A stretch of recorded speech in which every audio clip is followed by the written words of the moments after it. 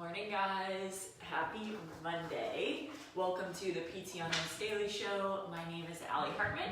I am with the APHPT division, filling in for Mike Eisenhart while he travels the world. So today we are going to talk about 3 population health measurables that you can be bringing into the clinic today. So I am excited about this topic. These are measurables that I use both at the population level and at the individual level. So before we dive in, I think it's really important to talk about this term population health. It gets thrown around a lot, and sometimes it's used in the correct context and sometimes not. Population health is a descriptor when we're actually working with a population of people, right? It's not just anything related to health and prevention and health promotion.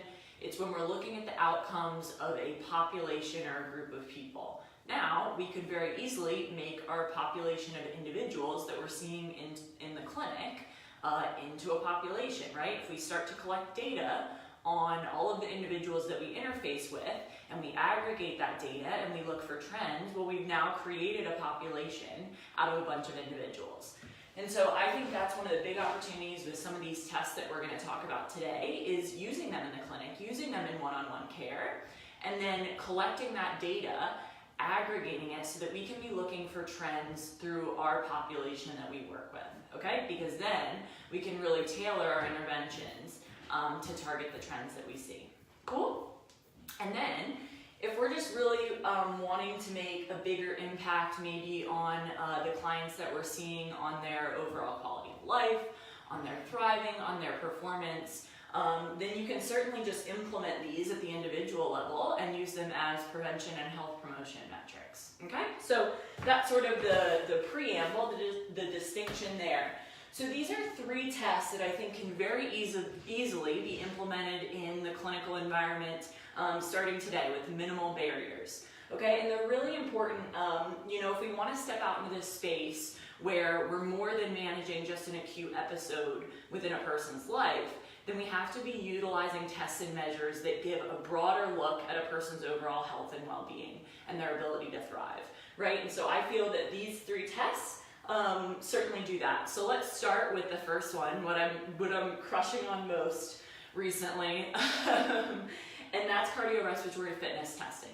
So actually measuring a person's cardiorespiratory fitness capacity in the clinic, whether we're seeing them for prevention purposes or we're seeing them to manage an acute episode, we should be testing this on every single person that we interface with. Why? Well, there's a couple reasons. One, I have like a major crush on this study, so you guys probably can't see this. I recognize this is probably backwards, and Alan is rolling over because I'm even doing this, but I love this study. I'll post a link afterwards. Essentially, it's a JAMA open access, Association of Cardiorespiratory Fitness and Mortality among adults undergoing exercise treadmill testing.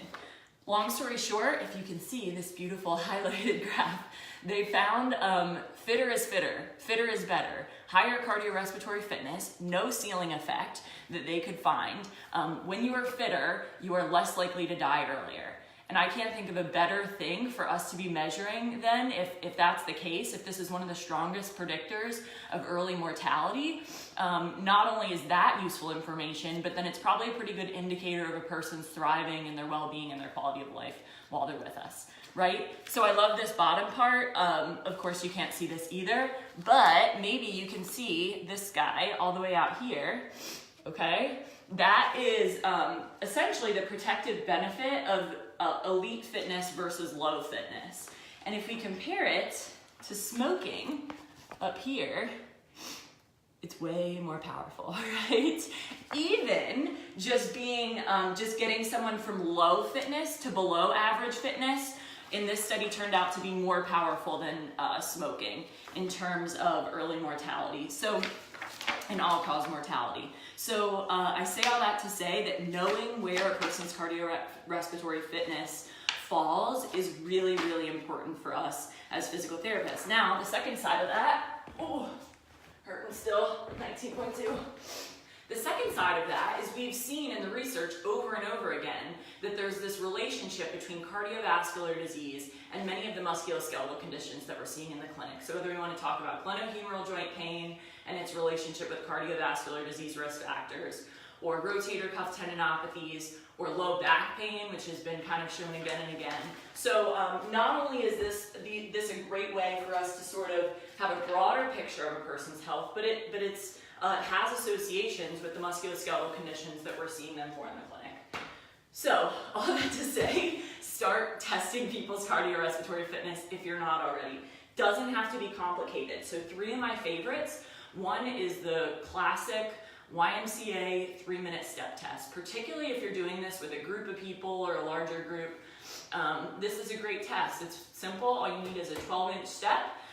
You need a stopwatch. You need a metronome, which you can get on your phone. Set it to 96 beats per minute. Have the person step up and down off the step to 96 beats for 3 minutes. And then they're going to sit down. You're going to take their pulse, or if you have a heart rate monitor that can track actual number of heartbeats within a certain period of time. You can't use a wearable because this is giving you an average, right? You need something that can track the actual number of heartbeats for that first minute of their recovery, or you can take it manually and literally count for the entire 60 seconds how many times their heartbeats. And that is, there's normative data out there that can very easily accessible that can tell you where the person's risk falls and where their cardiorespiratory fitness is, right? Super, super simple, very low barrier. So I love that test. Now, if you want to go one step further, you could do something like the 12-minute walk-run test, right? You put someone on a treadmill and you essentially tell them you have 12 minutes to get as far as you can. You can walk, you can run, you can do whatever you want. The only thing you can't do is hold on to the railings, and you can't change the elevation once I've set it to 1, right? And essentially you see how far they can get. You throw that distance into an online calculator that is super easy to utilize, and it'll give you that person's MET capacity, their VO2 max, and where they stand for their demographics, right? I love that one. That can give you a ton of good information, right? Now, another one that I really like is the 2,000 meter row test. So I like this for my CrossFit population because most of the time we don't have treadmills laying around in the CrossFit world, but we certainly have rowers, right? You plop them on a rower, you say row 2,000 meters as fast as you can, and you're gonna collect the time, and you put that into Concept 2 has an online calculator that will give you VO2 max for that. So that allows you to really stratify that person or the population that you're working with into risk levels based on their cardiorespiratory fitness and their fitness capacity. Now, what I'll say is if you have gotten a little fuzzy on the idea of a MET, then brush up on that. It's really powerful to convert our results to MET capacity, right? Because there's great research out there. It almost helps people understand what's the cost of the exercises or the level of activity that is their goal, and we can see what their current capacity is, and we can see what gap we need to fill as kind of their partner along this journey of improved health. If we can increase someone's MET capacity by 1 MET, that yields a 12% increase in survival likelihood. So that's pretty powerful. Just 1 MET can have that effect. So I encourage you, start using this today, right? Start testing this on folks. I think it's really, really important. Test number 2. Sorry, someone's doing construction next door. It's pretty intense. Test number 2. This is another one, real easy to implement. I call it the breathing trial treatment. This is not, you're not gonna necessarily find this like particular protocol in the research. This is sort of something that I've adopted over time, but it's certainly the principle is founded in research, right? So this is really for determining a person's state of sympathetic overdrive, right? The amount of time that we're spending in sort of that sympathetic nervous system overdrive, which I would argue in today's society is the majority of us, right? And we know with blood pressure being kind of on the rise and health outcomes overall, I think a large part of that is sort of the status, our health status and our health behaviors. But also I think a large part of that is contributed to the fact that we're sort of always ramped up in today's society. We're going from one thing to the next. If we're not doing something, we're on social media and getting kind of ramped up. And so actually measuring that in folks and helping people to identify it right before their eyes that could be having an impact on their objective measures of health, like heart rate or blood pressure or heart rate variability, if you've been listening to Alan. So this test, you take some sort of baseline measure that would give you an indicator of their sort of sympathetic nervous system activity, right? So something like resting heart rate is okay. Better is blood pressure, right? Resting blood pressure is good. And then best if you have the ability to see real-time HRV. There's a free phone app if you just want to play around with this called Welltory that will let you take a kind of in-the-moment HRV measurement with your smartphone using the camera. So you could take it, do the intervention, take it again. Blood pressure works great here as well. So you take your baseline measure, and then you instruct the person in 2 minutes of paced diaphragmatic breathing, right? Using a technique like a 4-7-8 breathing, where they breathe into their belly for 4 seconds, they hold for 7, and they breathe out for 8. That technique has been shown, or similar techniques, slow paced breathing techniques, has been shown to have an impact on autonomic nervous system activity. So you guide them through that for 2 minutes. And then at the end of the 2 minutes, you re-measure whatever you measured to start with, heart rate, blood pressure, or real-time HRV. And it's amazing sometimes the difference that you'll see in folks. I do this most often with blood pressure, and it's not uncommon, particularly in someone that I kind of identify as is a pretty ramped up person.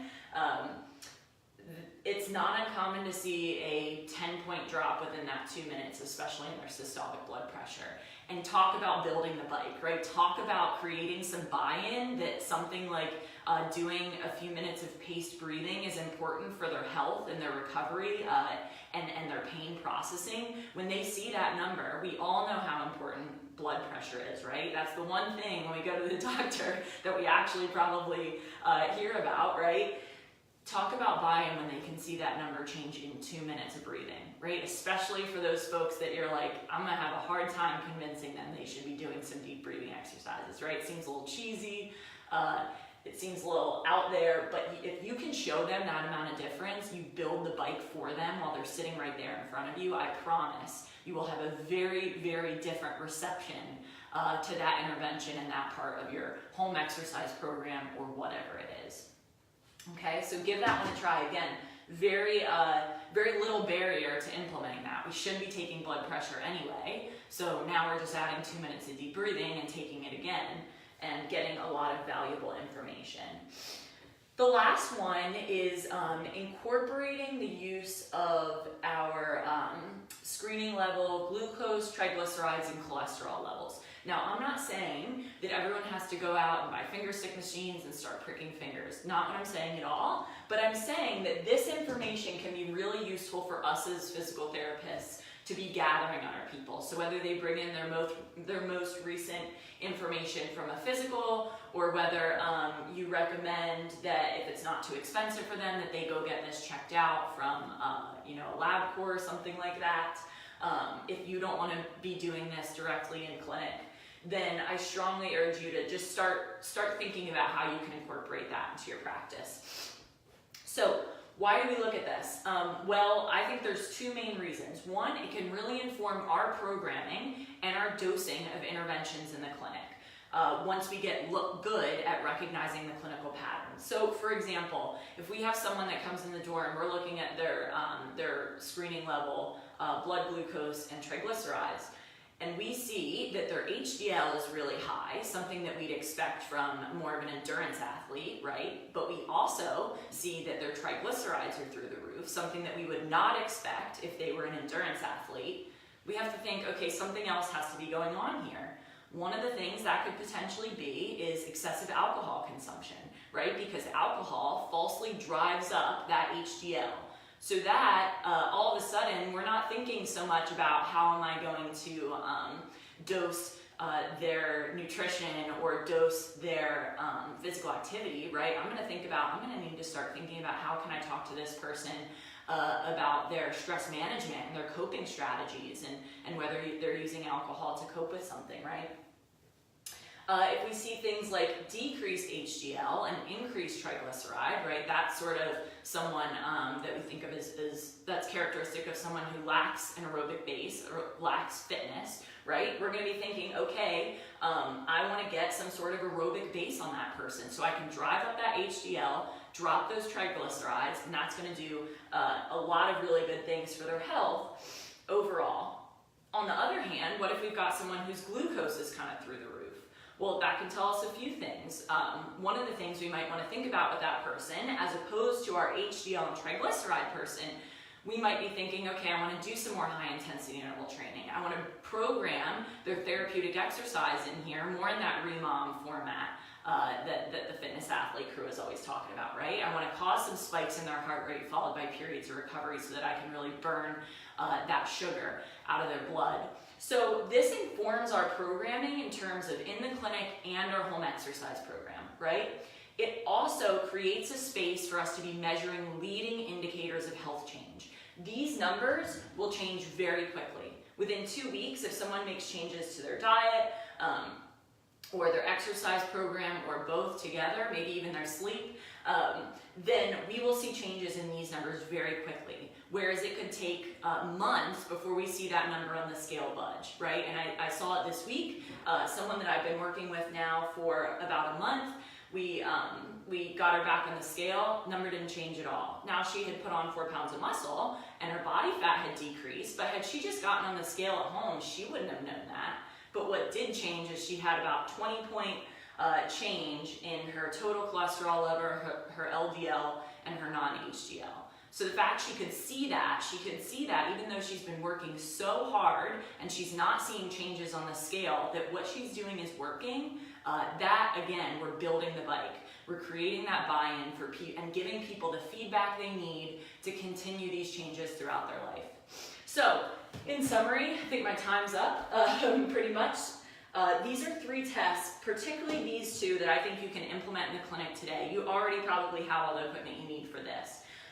So give these tries. Start testing people's cardiorespiratory fitness. Start calculating out the MET capacity of the folks that are coming in to seek out your care. Incorporate the breathing trial treatment and see if they have that sympathetic overdrive, and use that as an opportunity to dive into conversations about, you know, what do you do for stress management to manage the day-to-day stressors of life that are inevitable. And finally, think about how you can incorporate some screening level glucose, triglyceride, cholesterol screening into your practice, whether that's getting that information from an outside source or bringing that type of information capabilities into your clinic. So hope this was helpful. Hope everyone has a great Monday. And as Mike always says, it's just the start of the week, guys. Make it count. All right, have a good one. See you guys next time.